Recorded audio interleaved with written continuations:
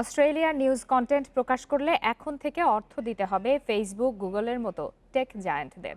দেশটির সরকার বলছে news media and digital platforms mandatory bargaining code নামের এই আইন সংবাদ ব্যবসায় ন্যায্য প্রাপ্য নিশ্চিত করবে, সেই সাথে সাংবাদিকতাকে টিকিয়ে রাখতেও সহায়তা করবে।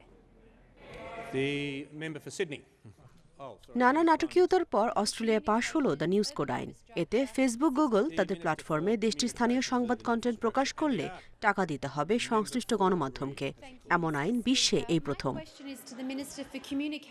অস্ট্রেলিয়ার অনুসরণে একই আইন বিশ্বের অন্যান্য দেশও করতে পারে বলে মনে করছেন বিশ্লেষকরা।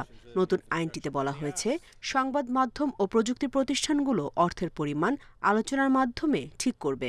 অস্ট্রেলিয়ার সরকার বলছে, এই আইনে সব পক্ষের মধ্যে ন্যায্য দর কষাকষির সুযোগ তৈরি হবে। This has been a big week for the principle that the internet platforms need to comply with the rule of law if they're doing business in Australia. অস্ট্রেলিয়ায় ব্যবসা করতে হলে ইন্টারনেট প্ল্যাটফর্মগুলিকে অবশ্যই এই আইন মানতে হবে। ঐতিহাসিক এই পদক্ষেপের জন্য অস্ট্রেলিয়ার প্রধানমন্ত্রীকে অভিনন্দন জানাই। ইন্টারনেট প্ল্যাটফর্মে আমরা যা কিছু করছি তার সবই আইনের আওতায় আনতে কাজ চলছে। In relation to all of the things that we do online, with the internet being a pervasive part of modern life. প্রথমে এই আইনে তীব্র বিরোধিতা করে ফেসবুক, গুগল। এ নিয়ে বিরোধের জেরে গত বৃহস্পতিবার অস্ট্রেলিয়ায় সব সংবাদ কন্টেন্ট বন্ধ রাখে ফেসবুক। পরে অস্ট্রেলিয়া সরকারের সঙ্গে সমঝোতায় তা চালু হয় মঙ্গলবার।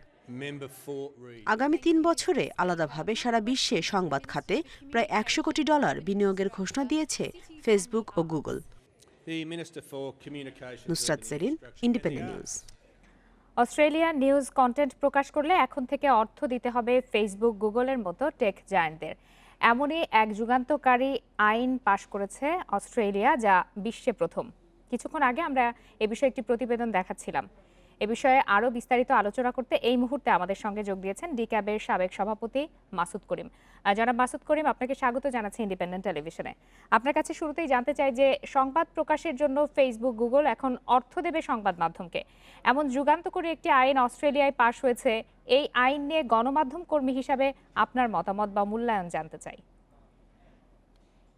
প্রথম কথা হলো যে এটা যে গুগল বা ফেসবুক, যারা এই টেকনোলজির জায়েন্ট, ওরা ওই যে সংবাদ মাধ্যমগুলির কন্টেন্ট, আমাদের কন্টেন্ট মনে করেন যুগান্তরের বা আপনার ইন্ডিপেন্ডেন্ট টেলিভিশন কন্টেন্টটা তারা ইউজ করে প্রচুর বিজ্ঞাপন, এবং তারা এটা থেকে লাভবান হচ্ছিল।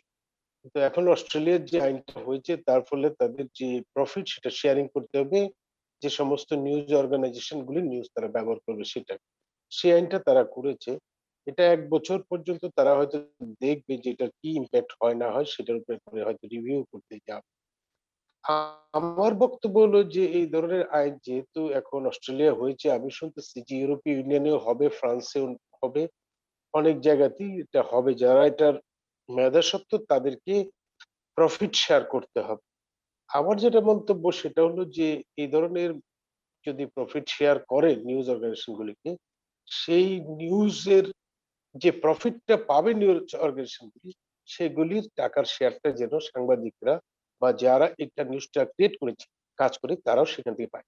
শুধুমাত্র যদি আউটলেট গুলির প্রফিটে যায়, সেটা যদি সাংবাদিকরা বা এটার কর্মীরা কোনো লাভবান না হয়, তাহলে কিন্তু আলটিমেট এটার কোনো লাভ হয় না।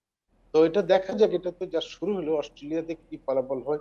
অন্যান্য দেশগুলিও হয়তো একই ধরনের এগ্রিমেন্টে আমি একটু এই যাবে বা বিষয়টি নিয়ে জানতে চাচ্ছি। আপনি নিজেও বলছিলেন যে ইইউও এই একই পথে হাঁটতে যাচ্ছে এবং এরই মধ্যে অনেক দেশ কিন্তু এই সিদ্ধান্তকে সাধুবাদ জানিয়েছে।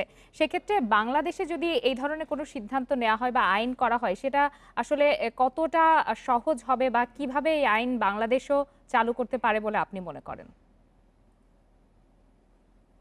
এটা তো ওই জায়ান্টদের কাছ থেকে বিরাট রেসিস্টেন্স এর মুখে পড়েছে। আপনি লক্ষ্য করেছেন যে অস্ট্রেলিয়ায় তারা ফেসবুক, ওরা কিন্তু প্রথম দফায় এটা চুক্তিটা করতে চায় নাই। তারা তাদের সার্ভিস গুলি বন্ধ করে দিয়েছিল, কিন্তু গভর্নমেন্ট ডিটারমাইন্ড ছিল এবং তারা আলাপ আলোচনা করে এটা নেগোসিয়েশনের মাধ্যমে কিছুটা ছাড় দিয়েছে ওই টেকনোলজি কোম্পানিগুলি, মানে ইন্টারনেট কোম্পানিগুলি। এরপরে এটা চুক্তিটা সই হয়েছে আমাদের দেশে।